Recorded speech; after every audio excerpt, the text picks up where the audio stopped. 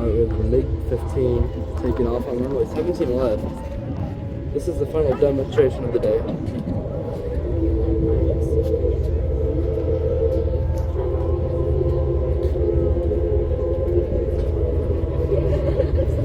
Oh no.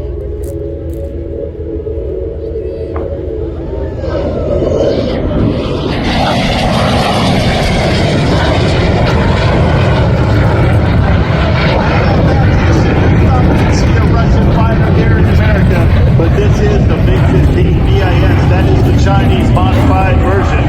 And this actual aircraft has Korean combat war experience against training forces for us here in the U.S. The aircraft is often displayed at the Lone Star Flight Museum. It is now part of the Vietnam War Flight Museum based right here at Ellington Field. Now he's going to circle around and come back to the right. As he does, ladies and gentlemen, I want you to keep your eye on it, but as you're making your way around here this afternoon, we'd love your feedback on today's event. Our volunteers, easy to spot with their Wings Over Houston hats, are walking around with iPads, ready to help you take a quick survey. We'd really appreciate it. It only takes a minute. Your input is vital to our future air shows. Thanks for being here, and thanks for helping us with this quick survey. Now look to the right, smoke on, Mr. Rick Sharp flying his MiG-15 from the right.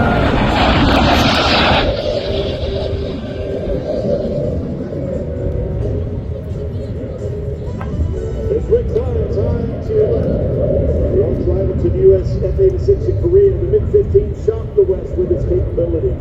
The Soviets designed the aircraft in 1946 to answer an urgent need for a high-altitude day interceptor. It first flew in 1947 and was the first Soviet jet to benefit from the British sale to Russia of the Rolls-Royce green engine.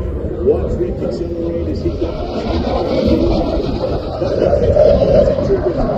swept wing, pressurized cockpit, and ejection seat on Soviet aircraft.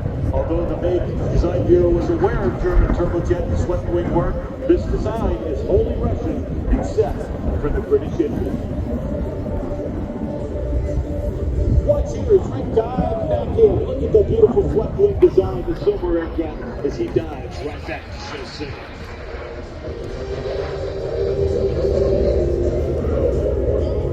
Now imagine this aircraft in the skies over Korea. Late in 1950, the MiG-15 piloted by Russians appeared over North Korea, and their prowess shocked and stunned the Americans. Their deadly attacks using 137mm and 223mm cannons quickly ran all the piston-engine aircraft from the skies, including the B-29. First-generation jets like the F-80 and F-84 were no match, and America had to rush the F-86 into Korea to reestablish their superiority. Ladies and gentlemen, diving in from the left, Rick will show you the excellent maneuverability, high service ceiling in the MiG-15. It was not very stable as a gun platform. We'll talk more about that in a minute. Here he is from the left.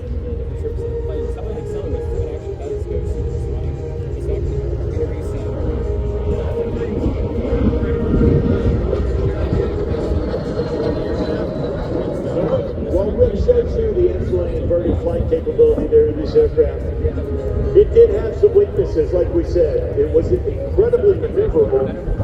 It had a very high service ceiling, but it was not stable for a gun platform. It had a tendency to touch roll at high speed because the wing flexes and poor aileron effectiveness. Its concrete instrumentation was primitive. Its stick forces were very heavy.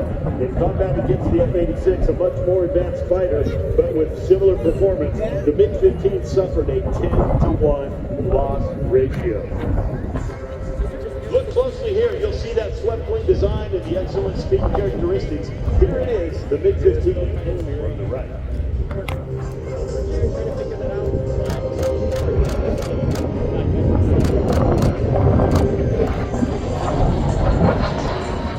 Now the Russians were joined by Chinese and North Korean MiG-15s before the Korean War ended, and the MiG-15 was ultimately flown in some 35 countries, remaining in service in China as late as 1971, where it was called the J-2. The MiG-15 version also was used throughout the world and still in service today in some places.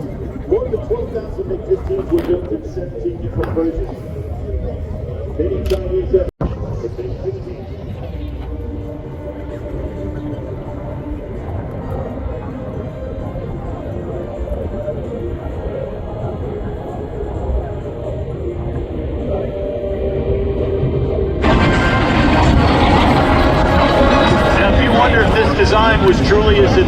I've described. The MiG-17, the improved version of this the aircraft, MiG-17, not increased the MiG-15. swing of the wings just a little bit. It increased the power plant. It increased the reliability.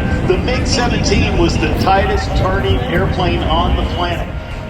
And you know, turning tight, get behind your enemy is the key to air-to-air success. It remained the tightest turning airplane on the planet until the United States introduced the F-16 in the 1980s. That's a direct tribute to the legacy of this airplane, the MiG-15, and here it is from the record.